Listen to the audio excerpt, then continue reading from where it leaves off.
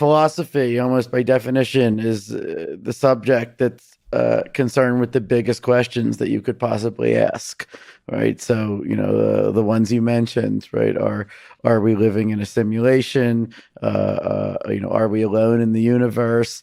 How should we even think about such questions? Is the future determined? And what do we even mean by it being determined? Why are we alive at the time we are and not at some other time? When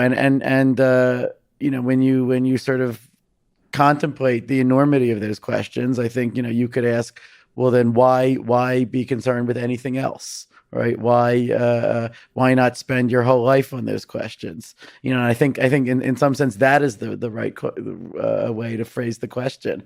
And actually, what we learned, I mean, throughout history, but really starting with the scientific revolution with Galileo and so on, is that there is a good reason to focus on narrower questions, more technical, mathematical or empirical questions, and that is that you can actually make progress on them, right? And you can actually often answer them, and sometimes they actually tell you something about the philosophical questions that sort of maybe motivated your curiosity as a child, right? They don't necessarily resolve the philosophical questions, but sometimes they reframe your whole understanding of them, right? And so for me, philosophy is just the thing that you have in the background from the very beginning that you want to these are sort of the reasons why you went into intellectual life in the first place, at least the reasons why I did, right? But math and science are tools that we have